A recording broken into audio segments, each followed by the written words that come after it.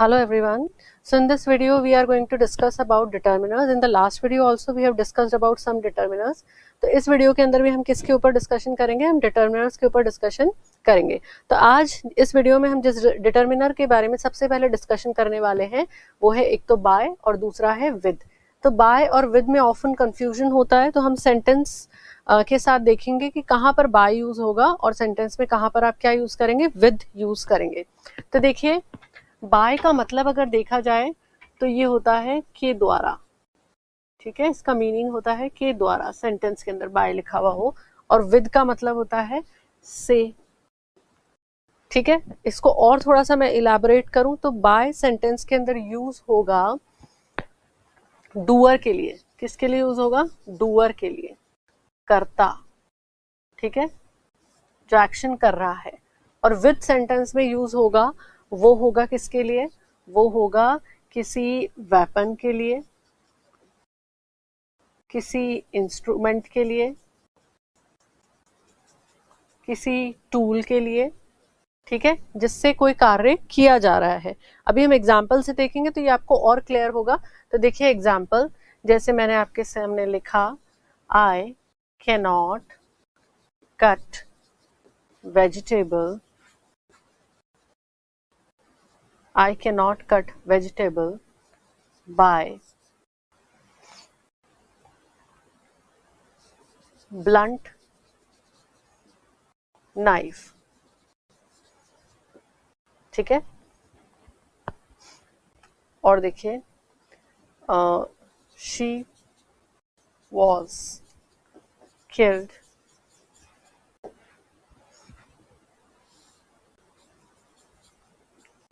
servant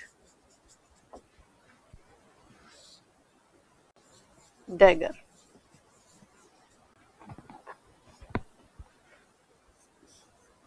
He killed, या इसको मैं ऐसे लिखती हूँ, the snake was killed dash with stick. अब देखिए आपके सामने 3 सेंटेंसेस हैं. इन सेंटेंसेस को हम देखते हैं. I can not cut vegetable by blunt knife. ऊपर देखिए, बाय डूअर के लिए यूज होता है, कर्ता के लिए. और बाय विद जो सेंटेंस के अंदर लगा हुआ है वो किसी वेपन, टूल, इंस्ट्रूमेंट के लिए यूज होगा, किसी हथियार, औजार, इनके लिए काम में लिया जाएगा. तो पहले सेंटेंस में देखिए, आई कैन नॉट कट वेजिटेबल, मैं सब्जी नहीं काट सकती हूँ, बाय ब्लंट नाइफ. ठीक है, ब्लंट का मतलब जिसमें धार नहीं होती है. तो यहाँ पर क्या लिखा हुआ है? यहाँ बाय लिखा हुआ है. तो यहाँ बाय नहीं आएगा, यहाँ पर क्या आएगा? विद आएगा. क्योंकि नाइफ क्या है? नाइफ एक इंस्ट्रूमेंट, हम कह सकते हैं एक टूल है, एक औजार है, जिससे हम क्या काट रहे हैं? जिससे हम काट रहे हैं सब्जियां. तो यहाँ पर याद रखिए, जब भी सेंटेंस के अंदर किसी इंस्ट्रूमेंट की, किसी वेपन की, किसी टूल की बात हो रही है तो आप उसके साथ क्या यूज करेंगे? आप विद यूज करेंगे. अब दूसरा सेंटेंस देखिए, she was killed dash her servant dash dagger. अब हमें यहाँ पर देखना है कि बाय कहाँ पर आएगा और विद कहाँ पर आएगा. तो शी वॉज किल्ड बाय आएगा यहाँ पर. ठीक है, ठीक है, यहाँ पर क्या आएगा? Bye her servant.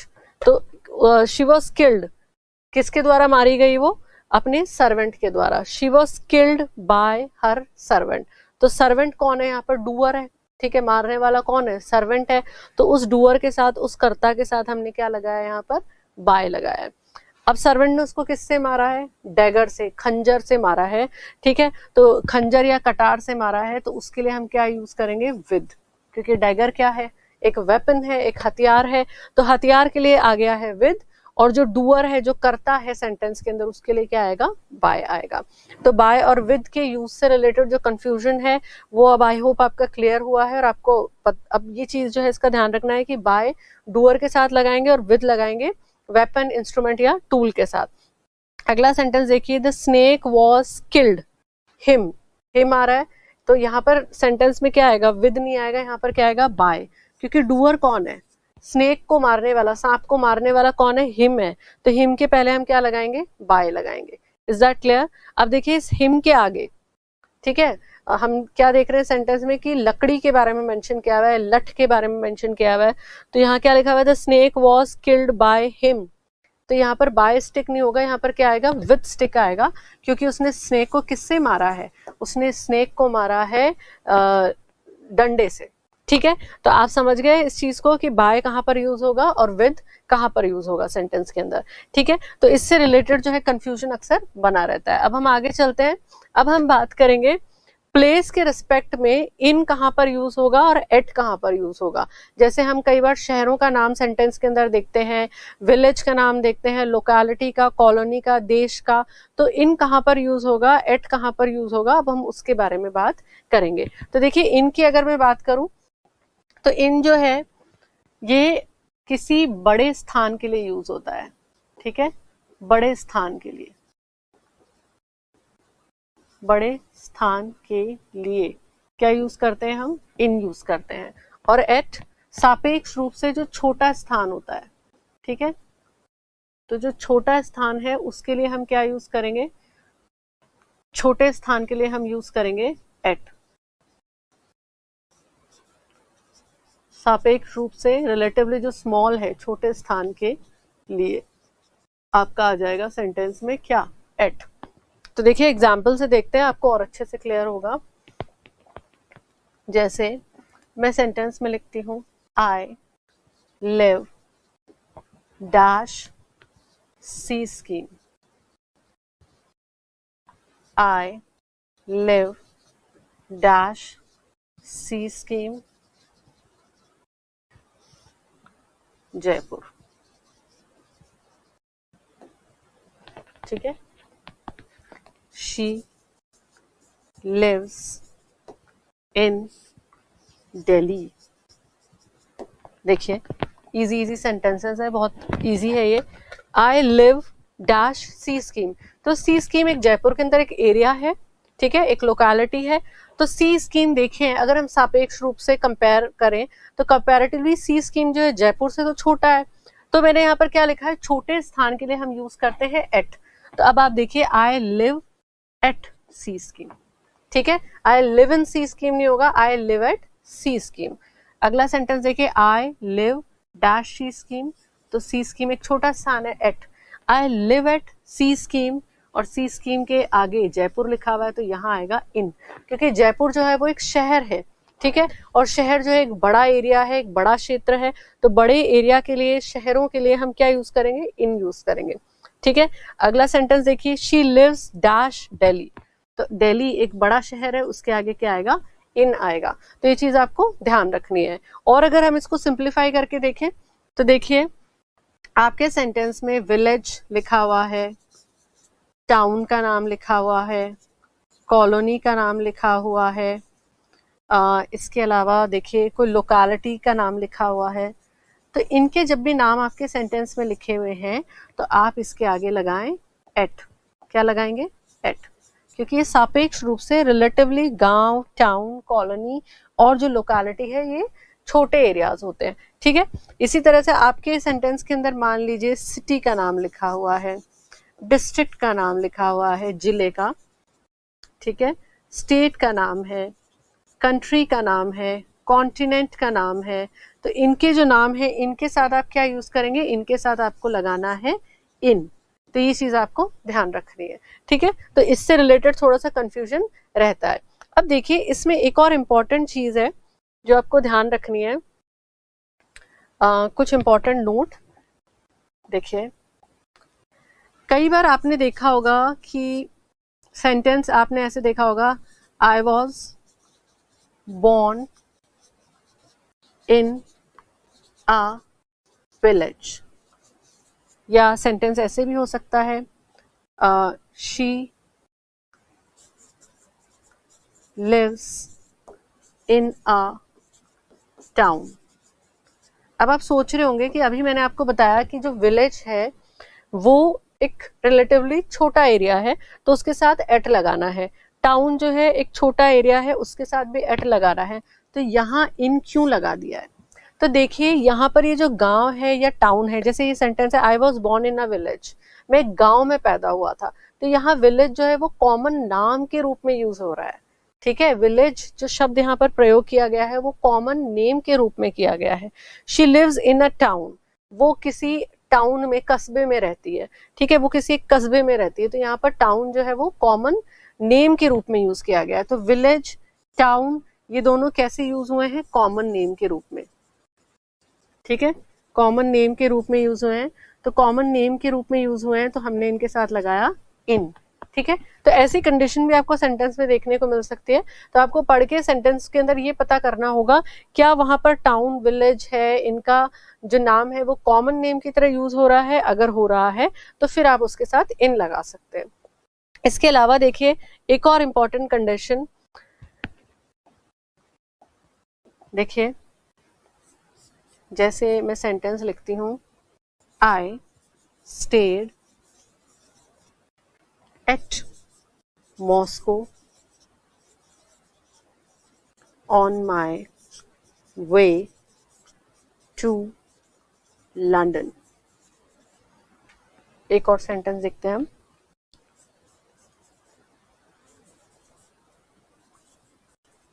The literature festival will be held at Jaipur in January। आपके सामने मैंने दो सेंटेंसेस लिखे हैं। अब आप देखिए, I stayed at Moscow on my way to London. अब आप सोच रहे होंगे मॉस्को जो कि रशिया की कैपिटल है, एक बहुत बड़ा शहर है, तो मैंने उसके आगे एट कैसे लगा दिया? क्योंकि मैंने आपसे कहा था कि जब कोई ऐसा स्थान है जो बहुत बड़ा है जैसे कि शहर, तो हम उसके आगे लगाते हैं इन। तो यहाँ मैंने मॉस्को के आगे एट क्यों लगाया? तो देखिए यहाँ पर क्या कहा जा रहा है सेंटेंस में, I stayed at Moscow on my way to London. ठीक है, मैं मॉस्को में रुकी थी लंदन जाते हुए। जैसे फ्लाइट जो है जब वो लॉन्ग डिस्टेंस पे जाती है, जैसे आपको यहाँ से अगर यूएस जाना है तो बीच में उसका कहीं कहीं पे हॉल्ट होगा। कई बार हॉल्ट जो है कई दिन, कुछ एक आध दिन का भी हो सकता है। तो उसी तरीके से I stayed at Moscow on my way to London, मुझे जाना था लंदन, तो मेरे लंदन के रास्ते में मॉस्को आया तो मैं मॉस्को में रुक गई।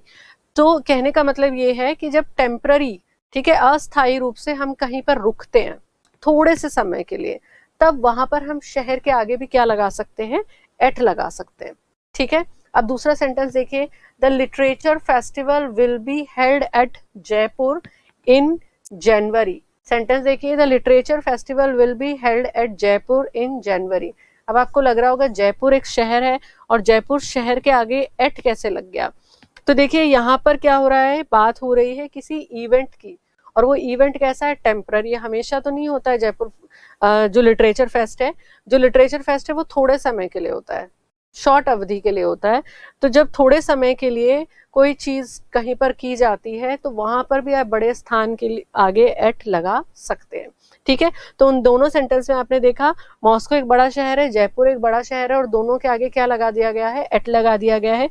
क्योंकि जब भी सेंटेंस में टेम्पररी स्टे के बारे में बात की जा रही हो, अस्थायी रूप से रुकने के बारे में बात की जा रही हो, इसके अलावा किसी अस्थायी इवेंट के बारे में बात की जा रही हो किसी स्थान पर, तो फिर आप वहां पर एट जो है उसका प्रयोग कर सकते हैं। तो ये भी आपको ध्यान रखना है, ऐसे एरर्स भी आपको दे करके पूछा जा सकता है।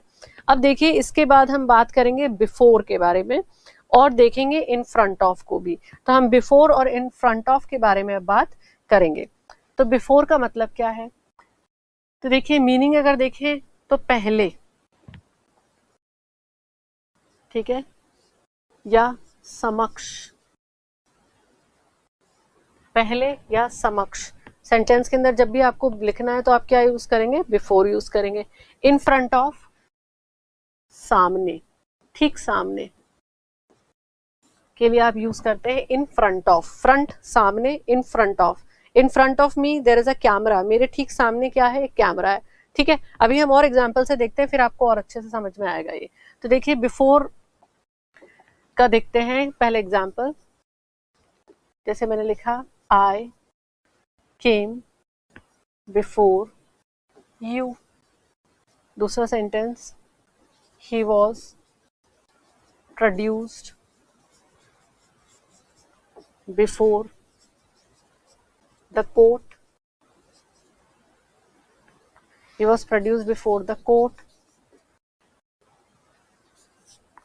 India raised the issue of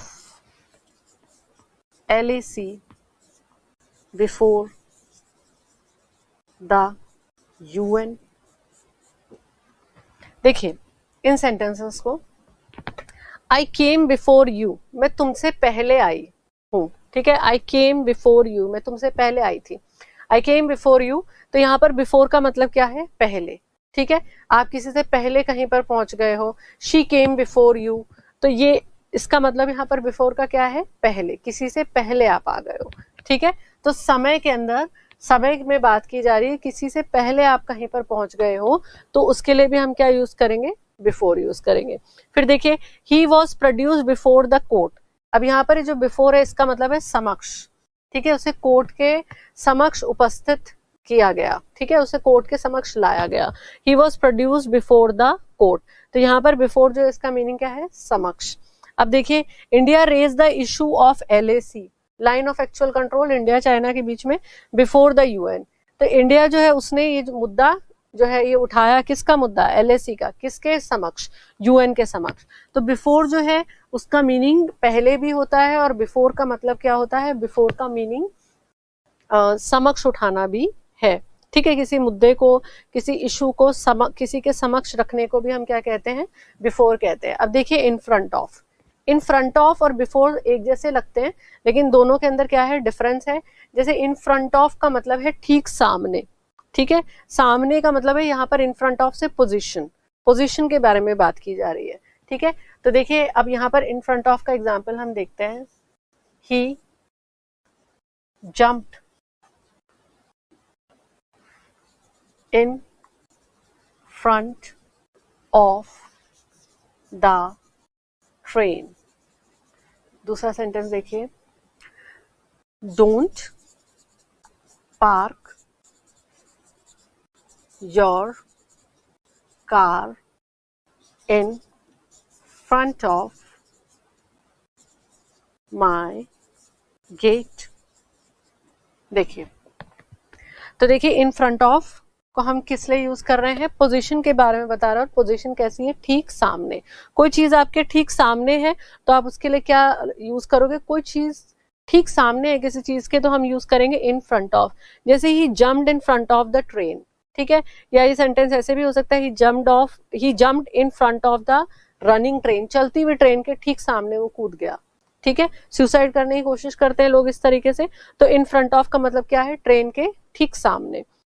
don't park your car in front of my gate, sorry, don't park your car in front of my gate. तो यहाँ पर जो इन फ्रंट ऑफ यूज हुआ है इसका मतलब क्या है, मेरी गेट के सामने, मेरे गेट के ठीक सामने कार को पार्क मत करो, ठीक है, don't park your car in front of my gate, मेरे गेट के ठीक सामने कार को पार्क मत करो। तो इन फ्रंट ऑफ जो है वो हमें पोजीशन के बारे में बता रहा है, किसी स्थान, किसी चीज के स्थान के बारे में बता रहा है, उसकी स्थिति क्या है उसके बारे में हमें ये बताता है, ठीक है। तो इन फ्रंट ऑफ और बिफोर के अंदर डिफरेंस है। बिफोर से भी हमें लगता है कि सामने के लिए यूज हो रहा है, और इन फ्रंट ऑफ जो है वो तो सामने के लिए ही यूज होता है, लेकिन बिफोर का मतलब पहले है, ठीक है, समय के अंदर पहले है। और अगर हम बात करें तो बिफोर जो है उसका मीनिंग समक्ष भी है, ठीक है, समक्ष भी है। तो अब हम चलते हैं आगे और देखते हैं अगला डिटर्मिनर। इसके बाद अब हम बात करेंगे ऑपोजिट के बारे में। अभी हमने सामने के बारे में देखा, अब हम देखेंगे ऑपोजिट के बारे में। तो ऑपोजिट का मतलब क्या है, तो ऑपोजिट का मतलब है facing each other, facing each other, ठीक है, फेसिंग ईच अदर। और चलिए बाकी पहले ऑपोजिट देखते हैं, फिर बाद में हम बाकी जो है उसको डिस्कस करेंगे। तो देखिए ऑपोजिट फेसिंग ईच अदर, इसका एग्जाम्पल देखिए, the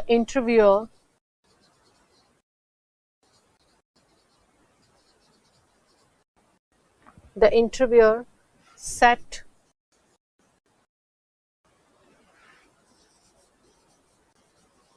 opposite me। ओके, अगला सेंटेंस देखिए, द कोचिंग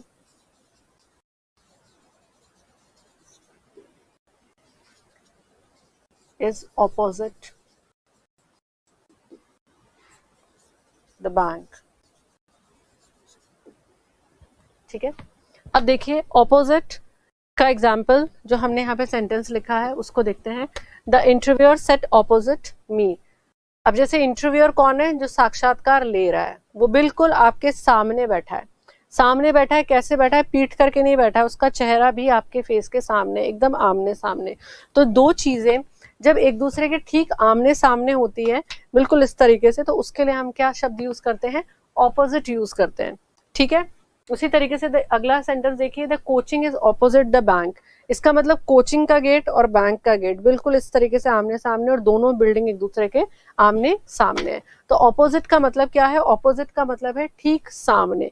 जैसे एड्रेस के अंदर हम अक्सर ये मेंशन करते हैं opposite XYZ hospital, opposite XYZ bank. तो ऑपोजिट का मतलब है फेसिंग ईच अदर, एक दूसरे के एकदम सामने, और सामने भी किस तरह से, जो उनका फ्रंट है वो एक दूसरे को फेस कर रहा है। ठीक है, तो ऑपोजिट का मीनिंग ये है सेंटेंस के अंदर। इसके बाद अब हम बात करेंगे डिजीज के बारे में। ठीक है, डिजीज जो है उनके साथ किस तरीके से आप यूज करेंगे प्रीपोजिशन को, उसके बारे में अब हम बात करेंगे। तो डिजीज से रिलेटेड जो वर्ड्स हैं, जैसे कि आपके सामने हो गया डाई। ओके, आपके सामने एक वर्ड है इल, एक है सफरिंग। ठीक है, इलनेस हो गया, सफरिंग है, और कॉज को रीजन है, जिससे रीजन ऑफ डेथ लिख देती हूँ, चलिए मैं, और इजी हो जाएगा। रीजन ऑफ डेथ, इनके साथ किस तरीके से आप प्रीपोजिशन जो है वो यूज करेंगे? कहने का मतलब ये, आपके सेंटेंस में अगर डेथ के बारे में मेंशन किया हुआ है तो आप कौन सा प्रीपोजिशन यूज करेंगे? तो डेथ के बारे में मेंशन किया हुआ है तो आप ऑफ यूज करेंगे।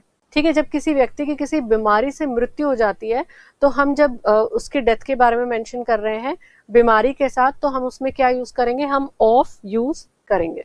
ठीक है, जब हम किसी व्यक्ति की मृत्यु के पीछे जो कारण बता रहे हैं वो किसी बीमारी को बता रहे हैं, तो हम क्या यूज करेंगे? ऑफ यूज करेंगे। आपके सेंटेंस में अगर इलनेस है, इल है, तो आप यूज करेंगे उसके साथ प्रीपोजिशन विद।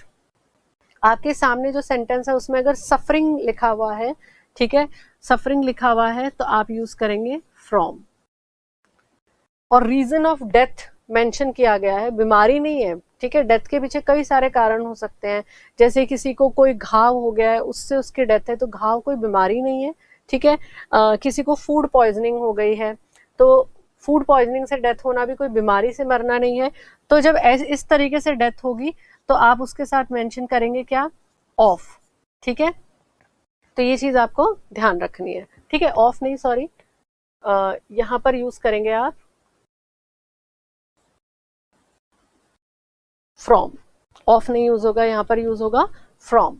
तो देखिए एग्जाम्पल देखते हैं, एग्जाम्पल से और अच्छे से आपको क्लियर होगा। जैसे मैंने यहां लिखा, he died of cancer। एक और सेंटेंस हम देखते हैं,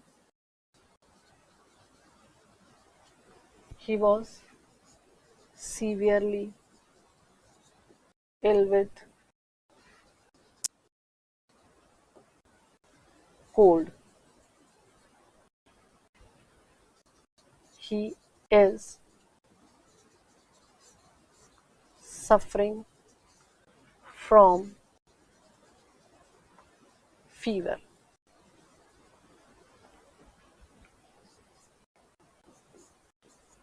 he died from food poisoning। ठीक है, अब देखिए इन सेंटेंसेस को। डाई के लिए मैंने कहा जब कोई बीमारी से डेथ हो रही है, ठीक है, जो डेथ है वो किसकी वजह से हो रही है? बीमारी की वजह से हो रही है, तो हम वहां पर क्या लगाएंगे? ऑफ लगाएंगे। ठीक है, तो डेथ जो है, डाई जो है, जब भी सेंटेंस के अंदर उसको यूज कर रहे हैं आप किसके साथ? बीमारी के साथ, बीमारी के नाम के साथ, तो आप लगाएंगे ऑफ। या सिंपली आप इसको इस तरह से याद रख सकते हैं, किसी व्यक्ति की मृत्यु किसी बीमारी के चलते होती है तो प्रीपोजिशन ऑफ हम वहां पर यूज करेंगे। He died of cancer, he died of AIDS, he died of heart attack, ठीक है। अब देखिए ही वॉज, अगला सेंटेंस देखिए जहाँ पे हम इल को देख रहे हैं, इल के साथ क्या आएगा, विद आएगा। ही वॉज सीवियरली इल, इल आ गया तो इल के साथ आप प्रपोजिशन लगाएंगे with. He was severely ill with cold, ठीक है। अगला सेंटेंस देखिए सफरिंग, अब सफरिंग है तो सफरिंग के साथ हमें क्या यूज करना है, सफरिंग के साथ हमें यूज करना है फ्रॉम, तो याद रखिए सफरिंग के साथ होगा from. He is suffering from fever, ठीक है, तो सफरिंग के साथ फ्रॉम यूज होगा। अब देखिए रीजन ऑफ डेथ है ना, रीजन ऑफ डेथ है आपके सेंटेंस के अंदर, कोई बीमारी नहीं है, तो फिर आप उसके साथ क्या लगा रहे हैं, फ्रॉम प्रपोजिशन का यूज कर रहे हैं। He died from food poisoning, जो कि अपने आप में एक बीमारी नहीं है। तो डेथ किसी कारण से हो, ठीक है, डेथ किसी कारण से हो, किससे हो रही है, किसी रीजन से हो, तो आप यूज करेंगे फ्रॉम। और डेथ किसी बीमारी से हो रही है, डिजीज से हो रही है, तो आप यूज करेंगे ऑफ। तो ये चीज आपको ध्यान रखनी है सेंटेंस के अंदर, ठीक है। सफरिंग के साथ आप यूज करेंगे फ्रॉम, इल के साथ यूज करेंगे विद, और डाइड जब आप सेंटेंस में लिख रहे हैं तो आप लगाएंगे ऑफ। और इसके अलावा रीजन ऑफ डेथ आपने मेंशन किया है सेंटेंस में, रीजन मेंशन किया है, कोई बीमारी नहीं है, तो आप लिखेंगे फ्रॉम। अब हम आगे चलते हैं, इसके बाद अब हम बात करेंगे इन स्पाइट ऑफ, और वैसा ही दिखने वाला डिस्पाइट, ठीक है। तो इन स्पाइट और डिस्पाइट का मतलब क्या है, इसका मतलब है के बावजूद, ठीक है, के बावजूद। और दोनों के अंदर जो है सिमिलैरिटी है, क्योंकि दोनों का ही मतलब क्या है, के बावजूद।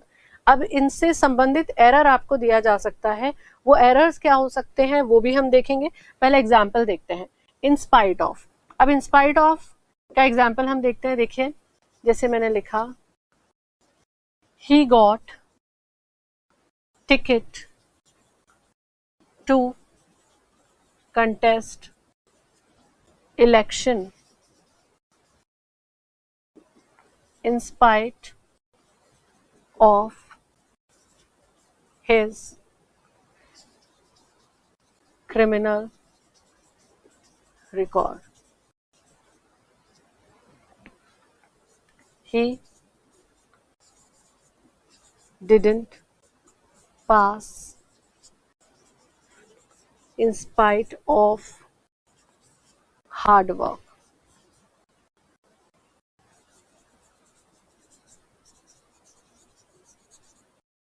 ठीक है। अब देखिए, he got ticket to contest election in spite of his criminal record, ठीक है, कि उसको यहाँ पे क्या कहा जा रहा है सेंटेंस में, उसको इलेक्शन लड़ने के लिए टिकट मिल गई उसके क्रिमिनल रिकॉर्ड के बावजूद भी, ठीक है। तो क्रिमिनल रिकॉर्ड है, उसके बावजूद भी उसको क्या मिल गई है, टिकट मिल गई है इलेक्शन लड़ने की। He didn't pass in spite of hard work, ठीक है, he didn't pass the exam in spite of the hard work.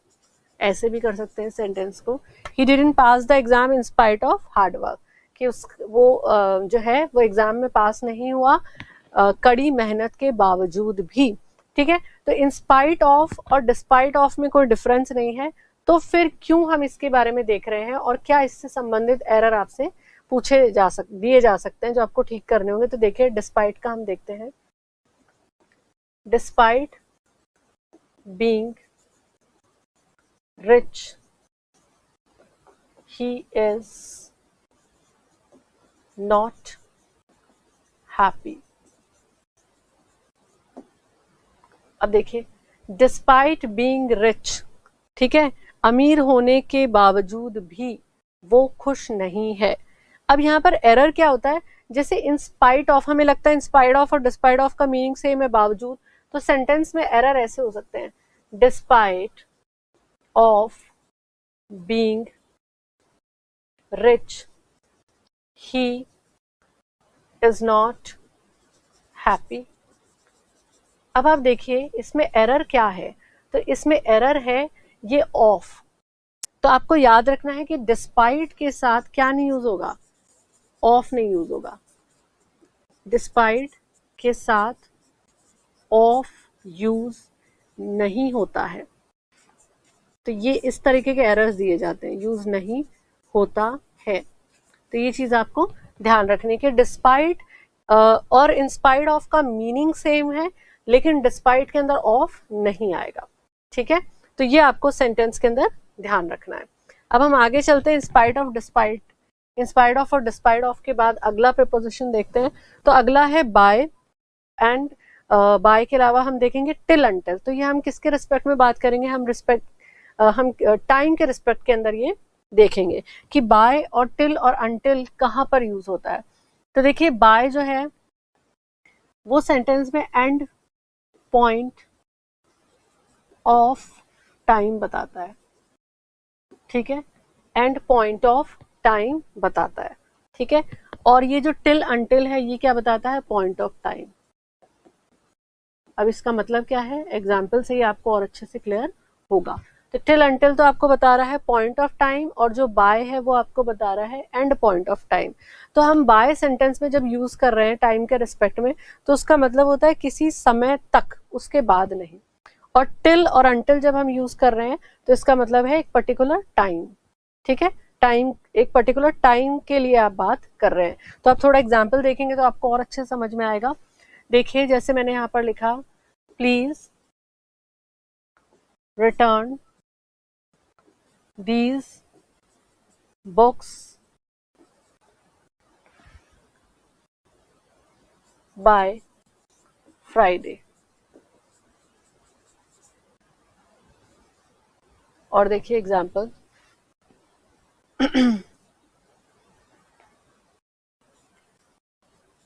finish, complete the syllabus by next month।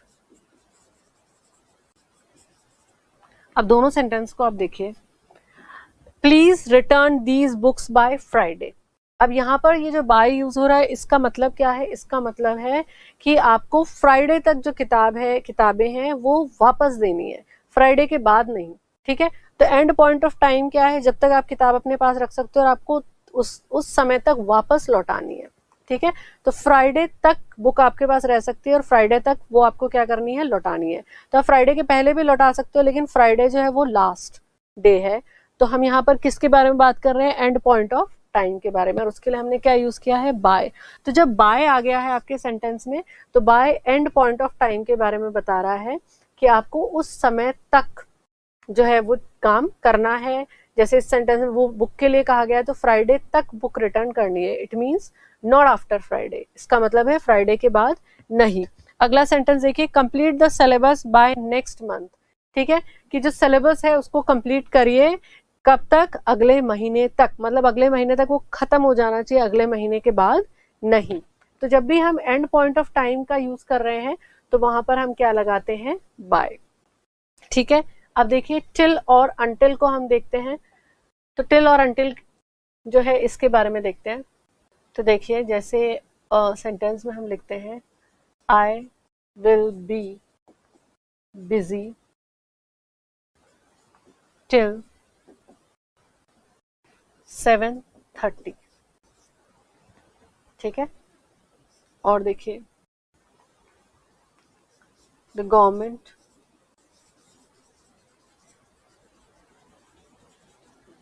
will not announce any vacancy until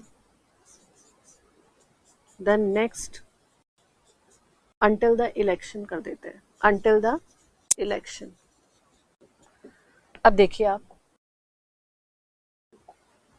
I will be busy till 7:30। ठीक है, मैं व्यस्त रहूंगी 7:30 बजे तक।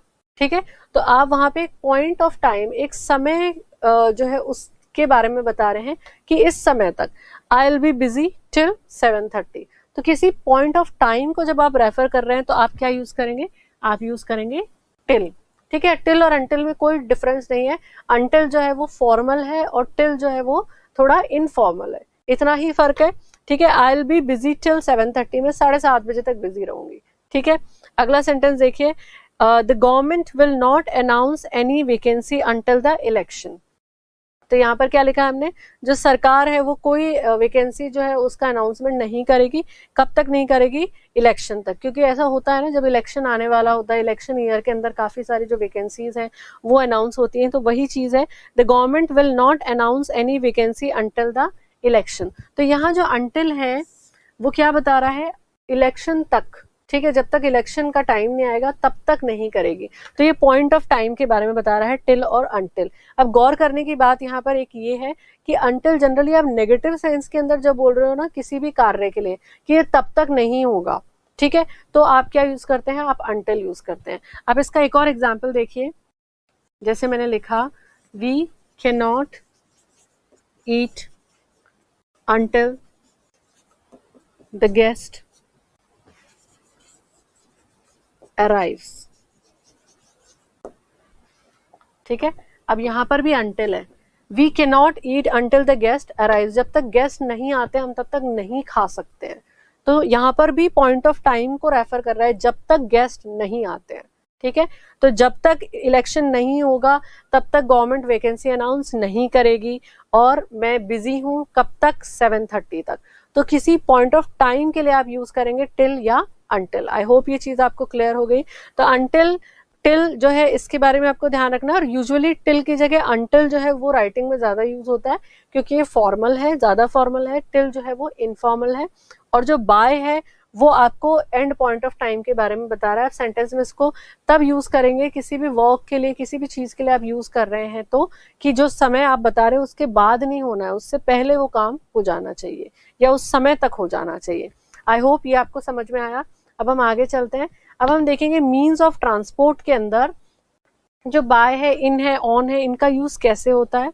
मतलब जो यातायात के जो आपके साधन है उनके साथ आप इन प्रीपोजिशंस को किस तरीके से यूज करते हैं, उसके बारे में अब हम बात करेंगे। तो देखिए, मीन्स ऑफ ट्रांसपोर्ट के अंदर, तो आपके सेंटेंस में अगर आप मीन्स ऑफ ट्रांसपोर्ट से ट्रैवल करने की बात कर रहे हैं, ठीक है, किसकी बात हो रही है? ट्रैवल की बात हो रही है, कि आप जा रहे हैं, है ना। तो फिर आप क्या यूज करेंगे वो देखिए। एग्जाम्पल, जैसे मैंने लिखा, I am going by car, ठीक है। She is going there by train. अब देखिए, ट्रेन है, कार है, ये क्या है? कार, ट्रेन यातायात के साधन है, और मैं कह रही हूँ आई एम गोइंग बाय कार, मैं कार से जा रही हूँ, कार में बैठ करके मैं जा रही हूँ, कहीं जा रही हूँ। तो मैं कैसे ट्रैवल कर रही हूँ? तो मैं कार से ट्रैवल कर रही हूँ। तो यहाँ पे कार जो है यातायात के साधन का नाम है, और सेंटेंस में उसका नाम जो है वो हमने किस लिए यूज किया है? ये बताने के लिए कि हम ट्रैवल कर रहे हैं, हम जा रहे हैं, एक जगह से दूसरी जगह जा रहे हैं। तो यहाँ पर आ गया बाय, ठीक है। दूसरा सेंटेंस देखिए, she is going there by train, train से जा रही है वो, ठीक है, कहीं जा रही है, और कैसे जा रही है? ट्रेन में बैठ करके जा रही है। तो ट्रेन जो है एक मोड ऑफ ट्रांसपोर्ट है, यातायात का एक साधन है, और ट्रेन का नाम इस सेंटेंस में क्यों यूज हुआ है? ये बताने के लिए कि वो ट्रैवल कर रही है, और किससे ट्रैवल कर रही है? ट्रेन से।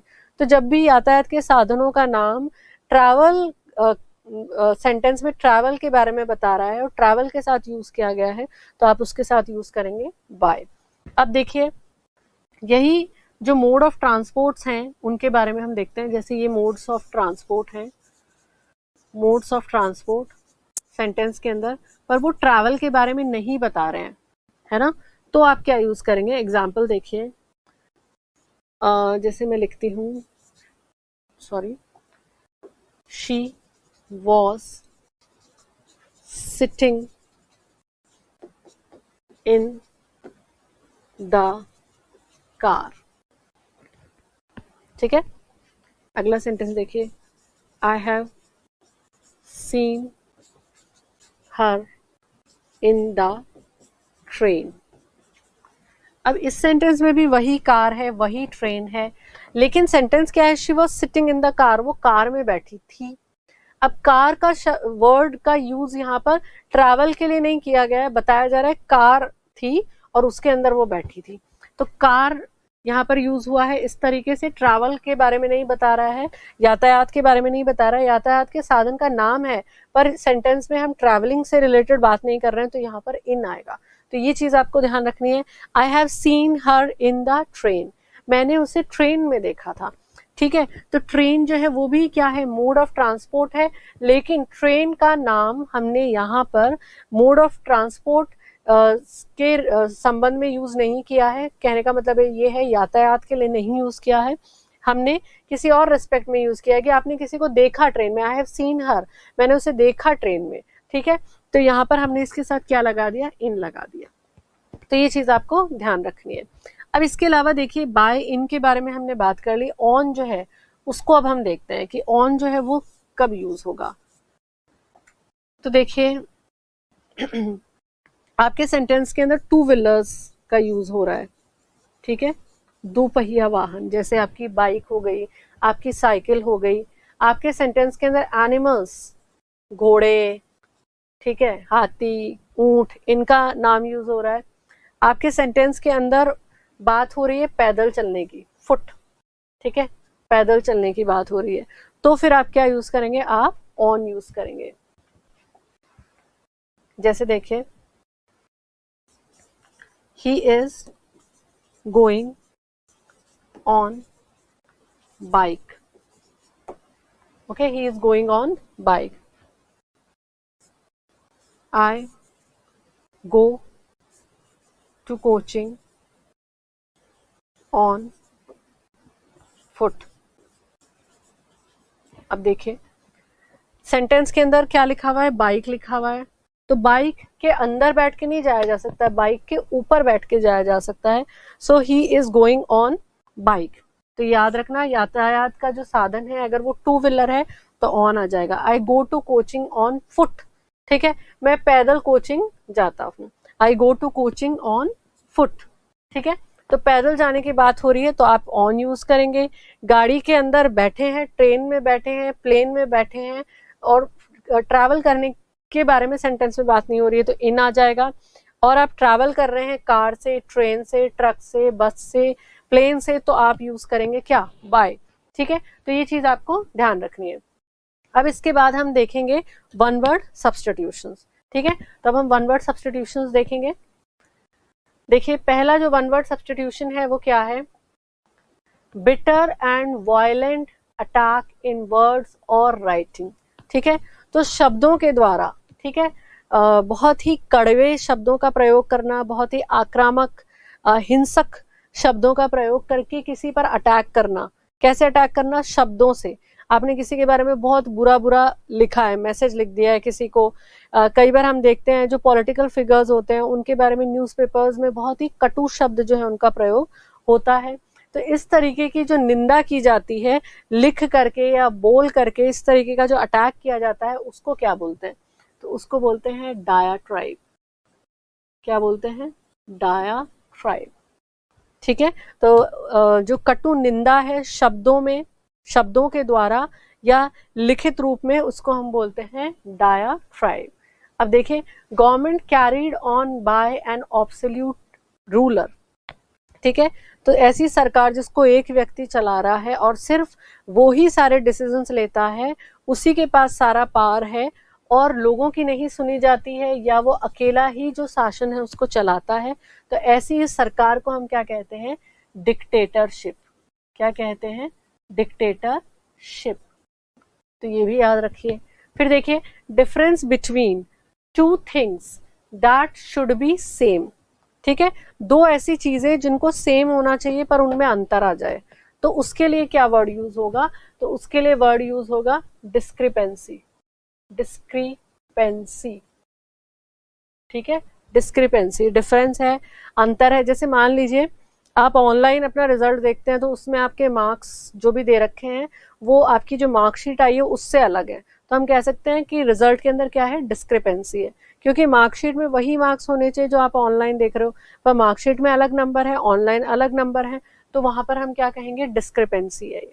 ठीक है, अब देखिए टू हाइड और डिसगाइज, किसी चीज को छिपाना जो है, किसी चीज को छिपाया जाता है, नहीं बताया जाता है, तो उसके लिए क्या वन वर्ड यूज होगा? तो उसके लिए जो वन वर्ड यूज होगा वो होगा डिसिमुलेट। क्या होगा? डिसिमुलेट। ठीक है, डिसिमुलेट जो है वन वर्ड यूज होगा टू हाइड और डिसगाइज के लिए। अब अगला देखें, the result of the match where neither party wins. ठीक है, किसी मैच का ऐसा रिजल्ट, ठीक है, ऐसा परिणाम जिसमें दोनों में से कोई भी टीम नहीं जीत रही है। टूर्नामेंट्स होते हैं, क्रिकेट के मैच होते हैं जिसमें दोनों में से कोई नहीं जीतता है, तो उसको हम क्या कहते हैं? ड्रॉ। ठीक है, उसको क्या कहते हैं? ड्रॉ हो गया ये। ठीक है, कि कोई भी नहीं जीता है। अब देखिए ऑफ द डे टाइम, ऐसी चीजें जो दैनिक हैं और रोज होती हैं उनके लिए हम क्या वर्ड यूज करते हैं? ऐसी चीजें जो रोज होती हैं, दैनिक हैं और दिन के समय होती हैं, तो उनके लिए हम वर्ड यूज करेंगे डायर्नल। Diurnal, sorry, diurnal. ठीक है, तो डायर्नल वर्ड जो है वो यूज होगा किनके लिए? जो डेली होने वाली एक्टिविटीज हैं। अब देखिए, और डे टाइम में होती है। अगला, अ पर्सन, प्लांट और एनिमल हु या which is below the usual size. ऐसा जीव, ऐसा जंतु, ऐसा प्लांट जो नॉर्मल साइज से छोटा हो, उसके लिए हम क्या यूज करते हैं? उसके लिए हम यूज करते हैं डाफ। क्या यूज करते हैं? वन वर्ड डाफ, बोना। अगला देखिए, one who is careful in the use of money and resources. ठीक है, ऐसा व्यक्ति, ऐसा कोई पर्सन जो धन, ठीक है, इसके अलावा जो भी रिसोर्सेज हैं उनका यूज करने के अंदर बहुत ही सावधानी बरतता हो, बहुत ही सावधानी से, मतलब कि वेस्ट ना करता हो, तो उसके लिए हम क्या वन वर्ड यूज करेंगे? इकोनॉमिकल। किफायती भी बोल सकते हैं आप इसको हिंदी में। अब देखिए अगला one word, that which is fit to be eaten, जो खाने योग्य हो। उसके लिए अगर वन वर्ड यूज आपको करना है तो आप क्या वन वर्ड यूज करेंगे? That which is fit to be eaten, जो खाने योग्य हो, तो उसके लिए हम कहेंगे एडिबल। ठीक है, एडिबल। एडिबल ऑयल, जैसे तेल जो है वो बालों में लगाने का भी होता है, सब्जी बनाने का भी होता है, खाना बनाने का भी होता है। तो खाना बनाने वाला जो ऑयल होता है उसको कुकिंग के अलावा एडिबल भी आप बोल सकते हैं।